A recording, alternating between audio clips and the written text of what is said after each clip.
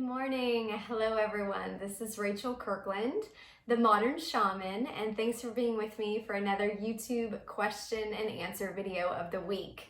If you are new to this channel and you've never been here before, I always say you are welcome to go to my website, which is themodernshaman.net. That's the best place to find out more information about how to get connected, how to get involved, and really if you'd like to go into more depth with your own personal spiritual evolution. There's so many ways available on my website, whether it's one-on-one sessions with me via phone or Skype, or whether it is through my online teaching curriculum, as well as the live events and touring schedule that I have. So all of that is on the website, themodernshaman.net. I'm not going to go too much into detail about it other than to just direct you there if you're genuinely interested in following up. So here is the question. It says, "Hi Rachel, thanks so much for your dedication to this channel. I have watched you for years and continue to grow." That makes me happy. Thank you. That is my heart. That's my desire for this time.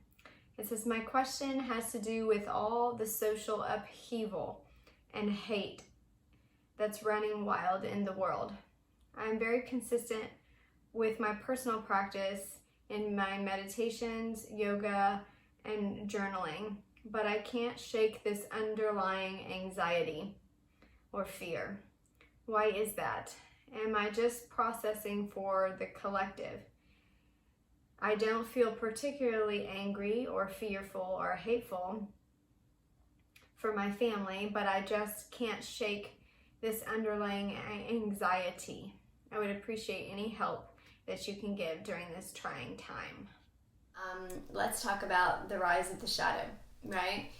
Or the subconscious layering. So when we go through an existential crisis, or when we go through a lot, say when the structures of society start falling, and they've been doing this bit by bit since the beginning of all of the quarantine and virus uproar and all of those phases, and they've completely shifted a lot of people's functional systems in their life. Like if they were used to getting up at a certain time and going here to work, or going in Starbucks and then going here and then taking the kids here, whatever functionality that had been set up as a system in your life, for most people, that changed dramatically during this time. So when that happens, it just naturally, when there is a lot of shifting in our functionality of our systems, the ways that we've been living our lives.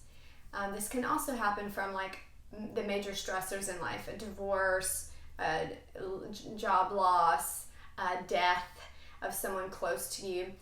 It kind of obliterates the systems that were in place. It's like all of a sudden you just are sleeping in bed all day. All of a sudden your systems just lose a sense of validity, or you're just incapable of doing those kind of logical systems that you had in place before. This creates an existential crisis, typically, or existential anxiety, where naturally the next phase that you emotionally go through brings up all the shadow that had been hidden by the busyness of our life. When you get very busy and you're not you don't have the time, literally, or the contemplative space. Contemplation and the more mystical components or spiritual components or intuitive components typically take, even if it's a fraction of a second, a little bit more time to process. Again, even if it's just through a second thought, it's not the first initial reaction. It is a sense of processing through the self, what would be the best thing here, or how is this going to impact the rest of humanity, or things like this. So the existential crisis or the existential anxiety that comes up through the shadow is what you're explaining here, a sense of collective underlying fear or anxiety of like something's not right here, something is going wrong, or something is shifting and changing, and I don't have a sense of control or system or logic to explain it away or to know where it's going. And this breaks down whatever, I don't want to say fallacies, but the thin or the plastic layers that we had up that weren't really true to the core, but that were helping us function in a normal society. So this may be the roles that we played at work. This may be the look on social media that I have it all together. This may be the way that we say things and are politically correct, or are emotionally kind of neutered towards things. All of this kind of falls, and this is where we see a lot of the rampant emotionality and drama come up, and so people are experiencing a lot of the hate is running wild, or people will say things that feels very rash or abrasive.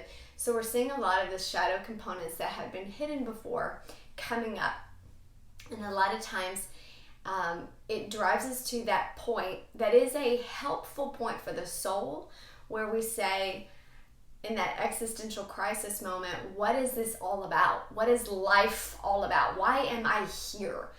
Why am I here right now? Why am I here in the midst of this type of world? Why am I living where I'm living in the midst of this quarantine? Why is my house here? Why are my kids acting this way? Why is my family, like the why, the bigger points of purpose and in a sense of real character and development of the soul. This is the first step that comes from an existential crisis that breaks down all of the plasticity or those facades that we held up in the roles that we played, that helped us kind of logically move through a systematic life that may not have been feeding our soul or driving us in a purpose-driven sense of momentum for what we're doing here. Another thing I will say, and I don't know if this will help you, but I have to say it. It is what it is. It's like when I'm giving someone a reading and I'm like, you know what? I can feel when I'm in your body and I'm remote viewing into that person's head, their mind space. I know what they want to hear. And yet when I go further into their connection with higher self or higher guidance and I'm directly channeling that for them, I can know what they want to hear and hear something completely different from spirit. And I have to say what I hear, because it is what it is. So I have to say that in terms of the way that we meta assess or process fear or judge fear is not the same as spirit feels about it. It's not that spirit doesn't care about fear, but anytime I'm going towards higher guidance and going like, what is this fear all about? Why is society going crazy? They are so at peace. Like the higher you go, the more rest there is about the process. It's not an anxiety-driven spiritual energy. It's perfectly at peace with the fact that we are feeling fear. And I know that's hard to hear because people from the human and the polaric experience, we want things solved like this. Like if we have something negative, we want the positive. If we have something dark, we want the light. We have a sense of just drive and magnetism towards wanting spirit to absolve or bring justice or have this here now. But spirit is such a different, higher vibrational perspective towards it all, and they hold space that says that something is relevant here, something is appropriate here, similar to the way that there are birth pains during a birthing and creation process, that there is things that look bloody during childbirth. There are things that look messy, cords tangling, sometimes really abrupt decisions that have to be made that feel like they are life or death, and yet all the while a miracle is actually happening. So from spirit's perspective, the miracle is always present, even amidst what looks to us from humanity like war or chaos or strife and even a bloodbath of sorts. It can look very, very dramatic from our human perspective, But I just have to say, because that's what I'm getting from Spirit, is that it's not always that way from Spirit. It doesn't take away the absolute miracle of the time that we are in. And I'm not saying that with a sense of naivety or a sense of all of the transcendence talk that a lot of spiritual leaders will say right now that feels almost shallow, like we're just creating a new world and let's just be transcendent of all of this and let's just think happy thoughts. I'm not saying that. Sometimes that really devalidates the depth of what we're going through. I don't want to do that. I'm not trying to devalidate that, or I'm not trying to mitigate the experience in any way, because it has to be felt in its totality, and that's completely emotional. That's completely allowing you to walk through the water of what we're going through, of the grief that our old life is gone and now we are having to live a life that literally must be processed through an experience of death and grief, especially if you had a lot of change going on in your life that felt like the old you has died or the old life you lived has died, and now we're coming up into something new. So all that being said, Spirit's perspective doesn't have a problem with your fear. Instead, it looks in a space of discernment and wisdom for what is present. When fear arises for me, or when I'm going through life experiences, when I am in my spiritual practice, just like you said, you're meditating, you're doing your yoga, you're journaling. Those are the 3 things you said that you regularly do to help yourself stay in alignment, which is awesome, by the way. That's absolutely paramount during this time of change, that you stay in practices that feel like they're foundational to your core, especially when there's this undulating current of change. Staying strong with things that make you feel connected, and you've got to be like super deliberate and very, very diligent for yourself, because it's going to feel like every other excuse will take you away from doing what makes you feel solid. So that's awesome. I first want to commend you on that you are staying true to those 3 things of meditation, yoga, and journaling that make you feel in personal connection and alignment. So when fear arises and you notice it underlying in your meditation, or you have this anxiety here, then I would look at it with a sense of wisdom and discernment. Not panic, not like, why is this here? What's wrong with me? I'm doing something wrong. No, maybe you're doing it right and you're staying in your sense of alignment, and there's something to see here. So fear from that higher perspective of awareness has a maturity to it that can say, what do I need to discern here? For instance, like when we teach our children, if you are in an experience where all these people are doing something and there is this guttural kind of sensation of fear that's very fast, or a flickering awareness of anxiety, there is a message being sent to you here through your sensory reaction. If it's very clairsentient and you're getting like the sensation of anxiety, for instance, heart palpitations, or you feel literally uncomfortable in your skin, there's a sense of discernment here that's coming up that's saying, okay, I need to discern what is not right with this situation. And that has to do with you. It's very personal in the experience of like, how should I respond? What is being called of me into higher wisdom of like looking at this experience and taking something away that feels like I can be very slow and deliberate with my decision making right now. I need to slow down. I need to look at what's going on. I need to notice how I'm responding, and I need to honor the discrepancy here by what I'm feeling, like whatever it is that feels collective or whatever the thoughts are, and my response to it. I want to be very, very refined. It's a refining sense and a refining time to bring clarity to how I feel about it that is counter to the way everything else is going. So a lot of times when fear comes up, the higher sense of mature response is one that feels like I'm clarifying who I am. I'm clarifying my morals. A lot of times this is what kids kind of go through as they, again, go through a sense of social pressure. Everybody's doing this. Everyone's saying this. Everyone believes this. But why is this eliciting anxiety or fear or worry or concern for me versus like peace and harmony, okay? Because there is something that is in vibrational discrepancy or noise. It's causing resistance in you that's saying, pay attention and discern here what you truly feel about whatever it is they're speaking on. Because your morals, your ethics, your belief, your desire, who you are, your purpose is somehow different, is somehow needing to be defined and refined in this moment. Now, I realize when the moments are coming up quickly and the responses feel very almost primal, you have to step away. This is why I said slow down. You have to step away and kind of get more contemplative with your time and think for a second, why is it that this is eliciting such a response in me? And then again, clarify, refine, and get your character and your morals even more solid. This is the gift that it brings to you when you're handling it from that mature sense of discernment.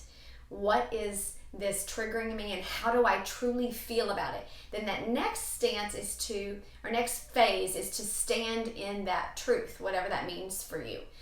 Whether it's different from those around you, whether it's a personal practice, like I need to spend more time in meditation and love and harmony, and I need to do more healing work, or I need whatever it may be for you that feels like has been clarified through that experience of fear and anxiety.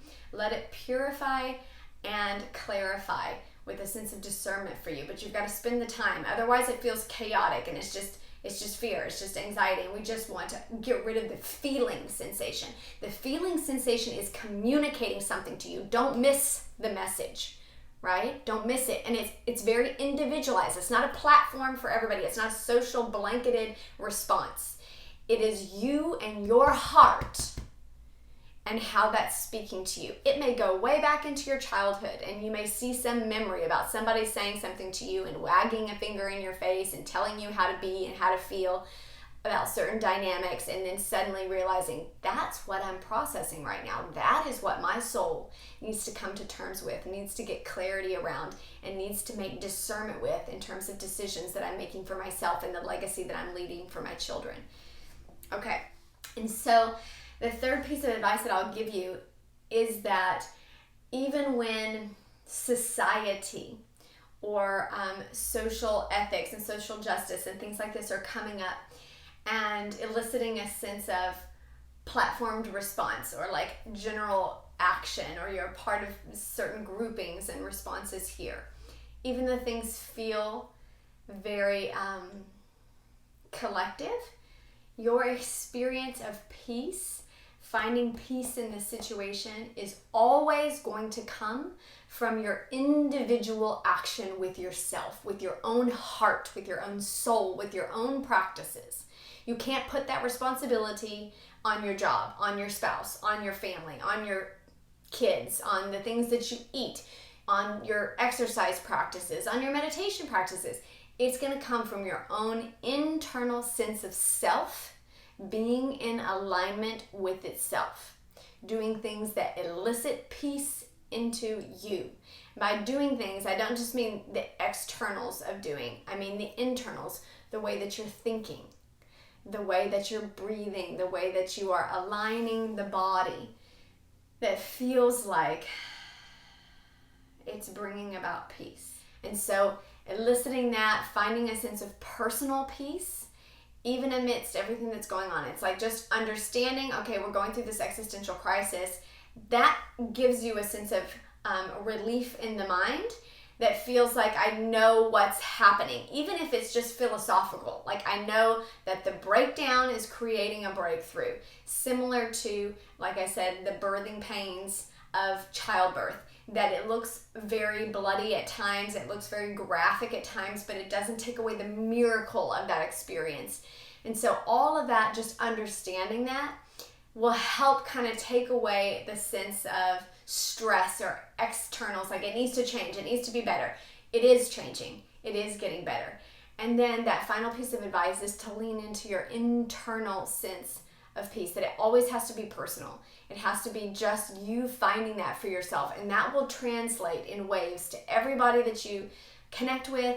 Every word that you say will come out in a vibrational tone of peace versus that of strife or anxiety or pressure.